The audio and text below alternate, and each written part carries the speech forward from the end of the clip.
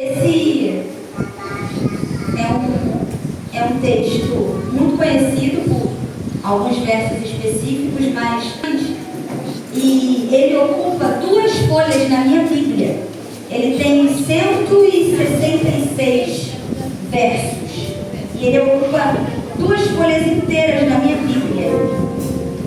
E quando eu lia ele, quando me falou sobre o tema estabelecido e eu li o texto, o Espírito Santo de Deus, ele falou muito especificamente ao meu coração, porque quem tem costume de ministrar a palavra, quem tem costume de, enfim, de alguma maneira ser porta-voz do Senhor pela misericórdia, sabe que antes de você falar qualquer coisa, seja a coisa mais simples do mundo, ela corta para você. Então, uma das primeiras coisas que a gente aprende é que ou eu já vivi o que eu estou falando, ou eu vou viver, ou eu preciso estar preparada para viver aquilo. Porque eu não posso falar de algo que eu não tenho posse. Então vai doer? Vai. Mas primeiramente não foi eu que escolhi o tema. Segundamente, doeu muito em mim. E aqui vai doer a gente em conjunto. Tá entendendo? Eu hoje no almoço doeu sozinha, eu e o prato de comida no trabalho. Então aqui vai doer, mas vai consertar. Porque é isso que o Senhor ele faz. Ele nos destrói, né? Da forma correta. E é isso que ele quer fazer nas nossas vidas hoje.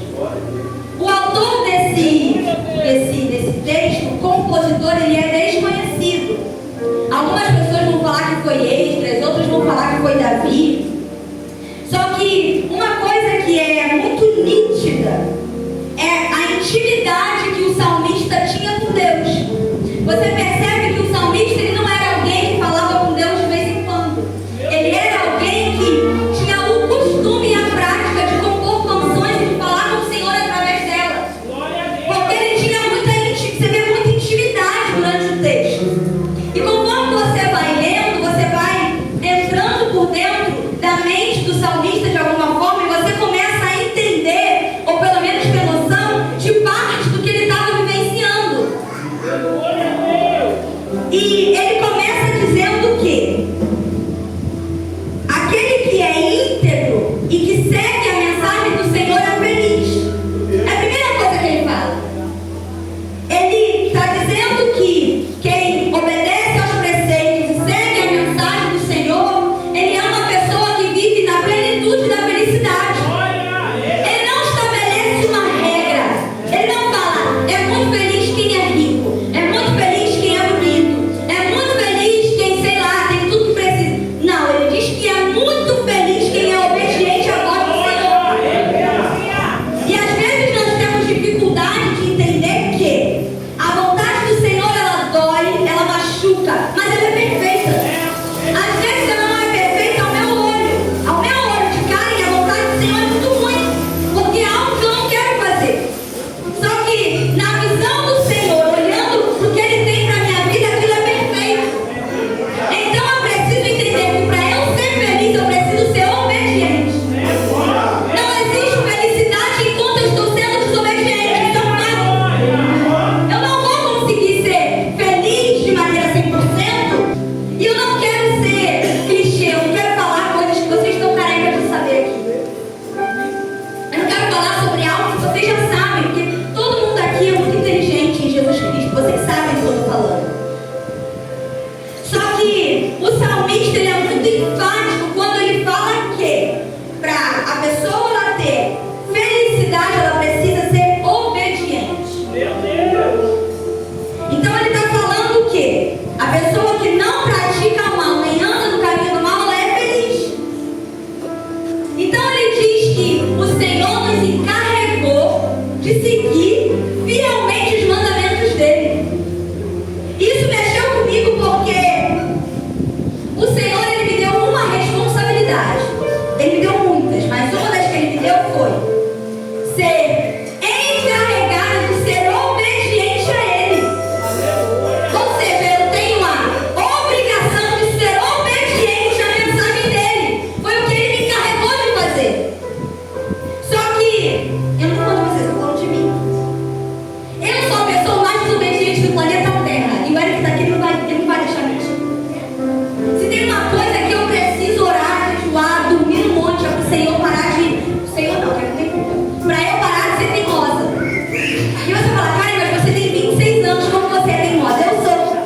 Eu não desobedeço a minha mãe, mas a Deus eu desobedeço todo dia. Se Senhor me fala pra mim, Karen, faz, no mesmo instante eu faço. Mas se Deus fala assim pra mim, Karen, eu acho melhor você. Mas eu tô com tanta vontade de ir. Ele estabeleceu algo. Seja obediente. Mas eu, Karen Valentim, sou a pessoa mais obediente do planeta Terra. Então eu não consigo ir contra algo que Deus me encarregou de fazer. Só que o que faz um emaranhado na nossa mente é quando a gente se coloca na posição de ser humano. Porque aqui todo mundo é ser humano, todo mundo está sujeito a errar. Aqui eu acredito não, eu tenho plena convicção. Senhor, não te afaste, não afaste de você o meu espírito. Ele diz, Senhor, por favor, não desiste de mim. O que significa querer alguém com erros e com falhas? Mesmo ele iniciando o texto falando sobre obediência, ele ainda é alguém que era falho. Então eu não estou falando aqui que a gente precisa ser perfeito, que a gente precisa, não, ser aquela pessoa careta, chata. Ainda mais que eu estou falando para jovem, porque todo mundo aqui é jovem. Jovem tem que viver, tem que sair, tem que conhecer gente, tem que ir nos Estados Unidos, tem que voltar, tem que dançar, tem que pular, tem que ralar o joelho, tem que viver. Porque chega uma hora que a gente não tem mais essa oportunidade. Chega um momento que a responsabilidade vem e eu não tenho mais tempo de ficar no portão conversando com meus amigos, comendo batata frita, porque eu tenho responsabilidade. Só que enquanto eu posso fazer isso, mesmo tendo 26 anos, eu vou fazer. Quando eu puder me divertir, rir, brincar, pular, rolar no chão, eu vou fazer. Existem coisas que não vai ser pra mim, eu não vou poder fazer. Mas o Senhor, Ele nos dá liberdade pra gente ter uma identidade. Então Ele diz, Karen, vai ser você. De acordo com a minha palavra, tu pode fazer o que tu quiser, vai viver, vai ser feliz. E isso vai, de certa forma, me expor a erros. Só que o Senhor, Ele não me deixa aprisionada. Ele fala, não, você vai fazer minha vontade e pronto. Ele me dá livre-arbítrio. Ele sabe que eu sou consciente o suficiente de saber o que é certo e o que é errado. Então Ele diz, Karen, pode ir viver, vai se divertir. Mas Ele não diz, ó, presta atenção no... Não. Ele fala, pode ir, porta tá aberta. Vai e faz o que o seu coração te inclinar a fazer. Porque Ele sabe que eu sou madura o suficiente para saber o que eu devo e o que eu não devo fazer. E a escolha é minha. Então nós somos seres humanos e estamos todos sujeitos a errar. Todos. Só que o salmista, ele está dizendo que eu preciso ter a consciência de que estou errada. E com esta consciência eu preciso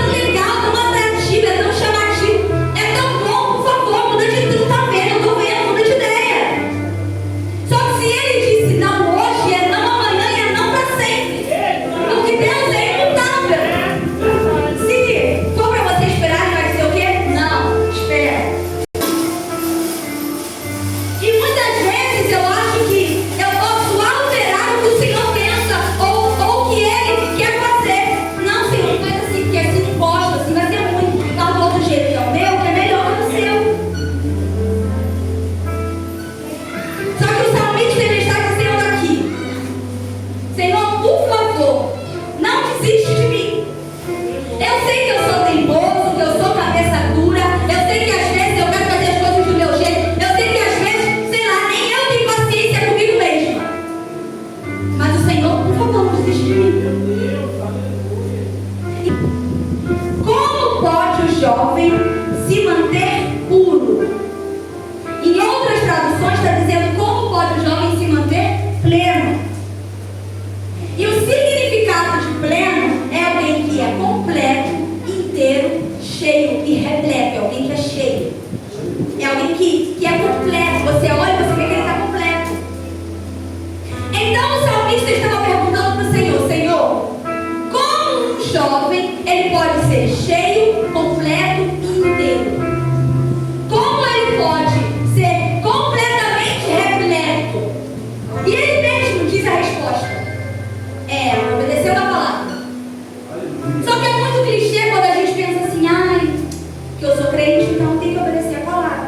Se a palavra do Senhor fala para fazer assim, então é clichê, você sabe disso, todo mundo aqui sabe disso. Quem não sabe aqui que a gente é crente tem que seguir a palavra? Aí a gente segue a lei do Brasil, sim, mas qual é a lei que a gente segue? A palavra, não existe outra. Todo mundo aqui sabe disso. Só que quando ele está dizendo para a pessoa ela permanecer na palavra, ela meditar na palavra, ela não está falando sobre você abrir sua Bíblia e fazer o seu devocional todo dia. Ai, Senhor, meu pastor, não me faltará. Com aquelas pompas assim no status do WhatsApp, sabe? Voando, bom dia, Deus abençoe, vamos tomar café. Não é isso. Quando ele está falando, ele está dizendo assim: eu vou ter ciência, eu vou ler, eu vou entender e eu vou permanecer nela. Não é na teoria, é na prática. Eu li, entendi o que ele quer e eu permaneço no que ele mandou fazer. Eu li, eu entendi, eu sei o que ele quer que eu faça e eu permaneço nisso. Porque é muito difícil e é muito complicado a gente se manter reto o tempo inteiro. Porque, como eu disse, nós somos pessoas sujeitas a falhas. Só que, para ela estar completa, eu preciso permanecer na palavra. Então, se a palavra diz para eu não fazer, eu não vou fazer. Mas é que, segundo o estudioso, fulano de tal, não é mais assim que funciona. Agora a gente vive em outros tempos. Agora pode, não podia antes, mas agora não mudou. Continua sendo a mesma palavra. O mesmo Deus e a mesma lei não mudou. Só que eu acho que eu posso adaptar o Senhor para o modo Karen. Eu não acho que ele tem que ser Deus. Eu acho que ele tem que ser Deus barra Karen. E aí eu acho que tudo que ele faz tem que estar bonito, de acordo com o que eu quero que ele faça. E aí o que eu faço? Eu fico brava com ele quando ele não faz alguma coisa do jeito que eu queria. Quando alguma coisa sai do contexto, eu fico brava com o Senhor e eu falo: você não tinha o direito de fazer isso comigo. Só que eu orei antes de estar lá. Eu pedi direção antes de ir. Eu apresentei para ele o problema quando o problema começou. Porque a gente tem disso. Eu estudei medicina veterinária. E uma das primeiras coisas que a gente aprende no estágio é que o tutor ele mente. Ele vai mentir. Só que não são todos, é lógico, mas a gente sabe que ele mente. Então a gente estuda para saber discernir a mentira dele. Basicamente isso. Então quando você chega lá, você tem que estar muito bem instruído para você entender. Porque o animal ele vai falar outra coisa. Só que você não pode acreditar fielmente no que o dono está falando. Você tem que observar os sinais que o animal está apresentando. Porque ele chega lá com o animal com uma doença, um negócio que está lá, sei lá, há 5 anos. Mas ele diz: apareceu ontem, tu acredita? Dormi, acordei, estava desse tamanho. E não sei o que aconteceu. Uma semana, eu estava trabalhando a semana toda, eu não consegui vir. Arrumei o cartão de crédito, vim hoje. E tá assim. Só que a pessoa que estudou, ela bate o olho e ela sabe que aquilo ali estaria há anos. Só que ele não mente pro veterinário porque ele acha que o veterinário é bobo. Ai, vou mentir porque ele é idiota, eu quero enganar ele. Ele mente porque ele não quer ser responsabilizado. E eu vou dizer: por que você não trouxe quando começou? Agora que está praticamente morto, você traz para mim. E é isso que eu faço com Deus. Eu tenho um problema que começou hoje, mas eu vou guardando, e eu vou guardando, e eu vou guardando, e eu empurro a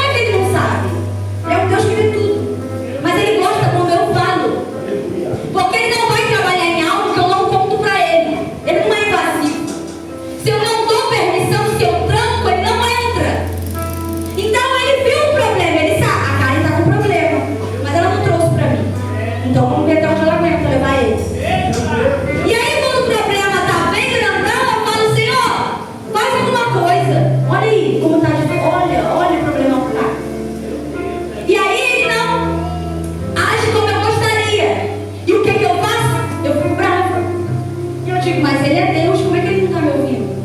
Mas Ele é Deus, como que Ele não entende que eu estou sofrendo? Mas Ele é Deus, Ele conhece meu coração. Como Ele não sabe que esse problema está me matando? Ele sabe. Mas não foi Ele que mandou eu ir lá. Eu fui porque eu quis. Não foi Ele que falou, Karen, vai lá e caça o problema. Eu cacei sozinha. E eu preciso parar de tentar tirar a minha responsabilidade de coisas que foi eu que fiz. Se foi eu que quis e pronto. Eu não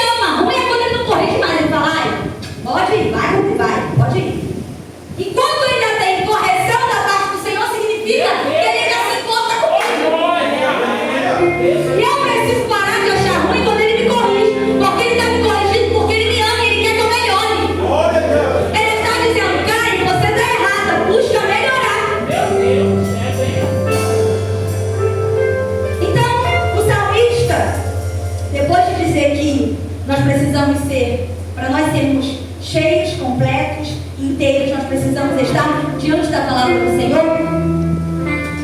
Ele diz que ele busca o Senhor de todo o coração. E ele busca para não se desviar dos mandamentos. E isso também é algo muito difícil, muito complicado. Porque quem aqui nunca pensou em estudar fora da barraca uma vez? Uma.